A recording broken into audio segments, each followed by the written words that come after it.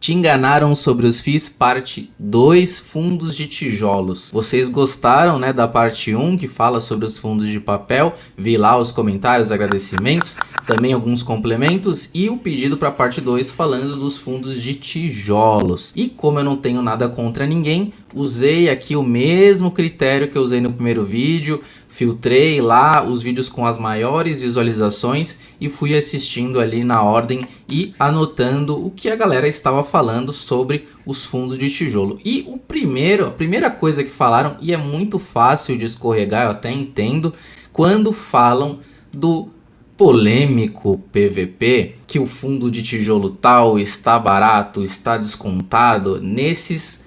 Todos os vídeos que comentaram sobre fundo de tijolo falaram do PVP e caíram nessa de comentar que esse fator é um fundo barato por X métrica, que é o PVP. Então falou ainda somente dessa métrica.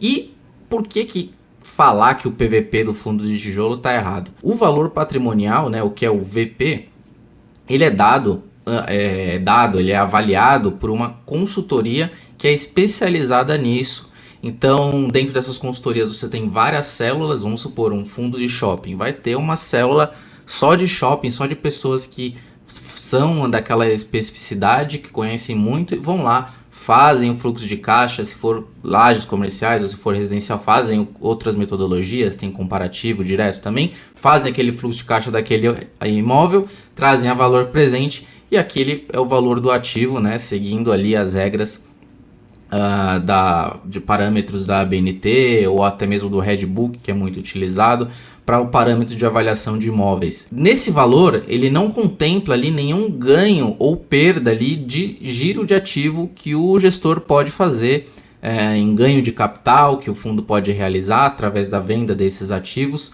ou até mesmo da liquidação, né, de alguma operação, pré-pagamento de alguma operação que ele fez, de alavancagem, por exemplo. Então, o VP ele não captura esses possíveis ganhos. E as possíveis perdas também não. Quando você tem uma alavancagem muito elevada, essa alavancagem, o que é? O passivo alavancado. Você comprime o PL do fundo. Vamos colocar aqui e desenhar para todo mundo entender. De um lado você tem o ativo e do outro lado você tem o passivo mais o PL. Então, se o passivo aumenta, o que acontece com o PL? Ele comprime. Então, um fundo que é muito alavancado, não consegue endereçar muito bem a sua alavancagem, vai ter o seu PL comprimido por conta e consequência ali do VP também sendo comprimido. Então, o valor patrimonial, ele é apenas uma foto daquela situação e não fala sobre o filme ali do fundo. Quando a gente olha e faz essa comparação de só olhar o valor patrimonial versus o preço da cota, você vai cair numa enrascada. Além disso, o VP não fala sobre a qualidade dos ativos que estão ali dentro do fundo. Você pode ter um fundo muito descontado e olha que vai ter alguma situação que explica aquele desconto ali da precificação, daquela avaliação, versus o que o mercado está disposto a pagar, do que o mercado acha justo. Ou seja, pode acontecer uma vacância alta, que isso toma como consequência os rendimentos. Você pode ter uma alavancagem que não está muito bem endereçada, ou seja, uma alavancagem que pode ser pequena,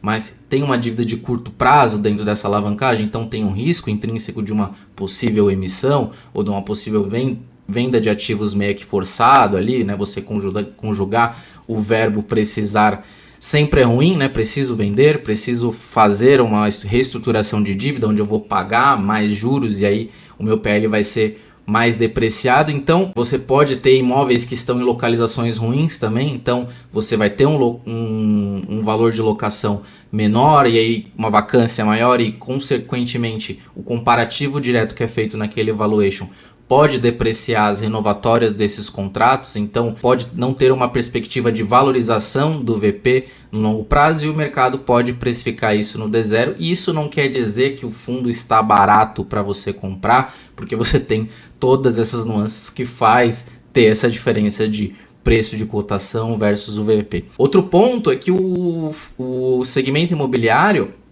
segmento de fundos imobiliários, ele não é muito eficiente. E o que isso significa?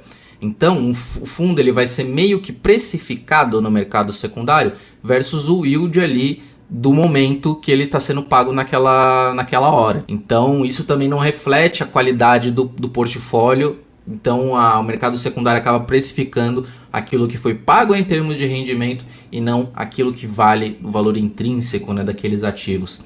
E eu poderia fazer o programa inteiro aqui só falando de por que você não pode usar o PVP unicamente considerando fator como decisão de compra.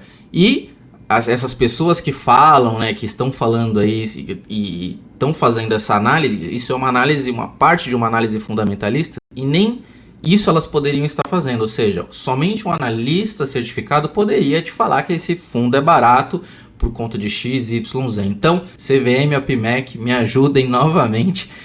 Vocês devem atuar em cima de maneira mais incisiva, né, dentro dessas pessoas que fazem esse tipo de recomendação velada na internet. E teve um outro também que comparou, colocou numa listagem ali 5 ou 6 fundos, aí colocou 3 fundos de papel, colocou um fundo de tijolo, colocou um FOF, e aí foi comparando o PVP ali, falando, ó, esse aqui tá mais barato, esse aqui tem um dividendo maior. Uma coisa assim escabrosa em termos de qualquer coisa que você vai fazer na internet sobre recomendação ou sobre instrução, né, de alguém que está começando. Então vinha muita gente nos comentários também falando, nossa, que legal, até parabenizando, mas o que ele estava fazendo ali era uma verdadeira confusão de conceitos, porque os fundos têm segmentos diferentes e eles têm que ser analisados de maneira diferente. O outro colocou assim, uma ótima forma de avaliar se um fundo é barato ou caro são os múltiplos. Não é igual a ação, né? Eu sei que ações, você pega ali o mesmo setor, compara um múltiplo, eu sei que pode ter alguma correlação de você usar esse tipo de análise, mas em fundo imobiliário, esquece. E aí teve mais essa, abre aspas. Fundo com mais de 1 bi de patrimônio já são interessantes, pois esse valor é grande e não é qualquer gestora que vai cuidar de um valor tão grande. E isso vai refletir em uma grande equipe gestora e mais qualificada.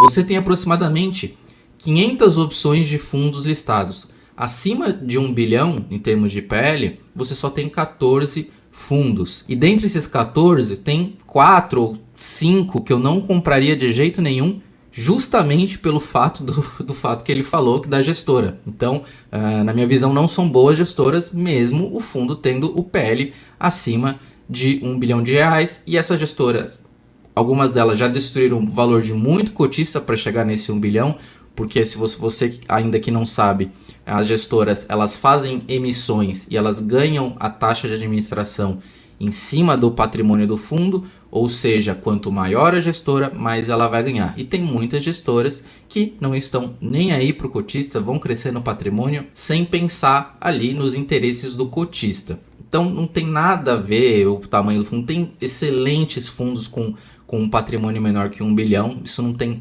nada a ver. E teve outra sobre reavaliação. Ele colocou assim, houve a reavaliação de 10% desse valor patrimonial, então é natural que a cota valorize depois dessa reavaliação. Então o que ele fez de análise? O PVP estava 1, houve uma reavaliação de 10%, ele falou, é natural que a valorização da cota acompanhe a valorização do VP. Isso pode acontecer? Pode, mas não é uma regra, porque justamente eu já comentei lá no início do fundo que o mercado é chamado, a Faria Lima fala de yield taker, ou seja, tomador de yield.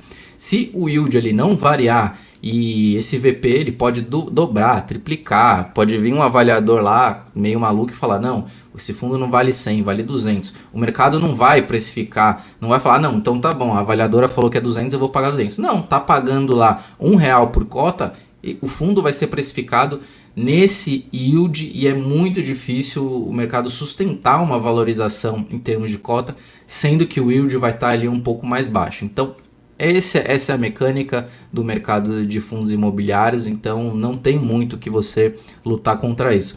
E aí teve uma outra falando assim, um jeito barato de comprar fundo é via emissão. Bom, a gente olhou ali várias últimas emissões que aconteceram.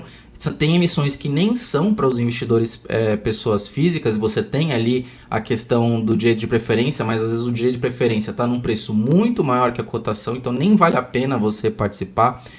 Tem tem casos em que você pode sim comprar um pouco mais barato via emissão, até comprar o direito de preferência de outras pessoas, poder comprar mais cotas, porque isso pode estar mais vantajoso, mas não é uma regra, né? Não é, você tem que avaliar caso a caso e cada emissão.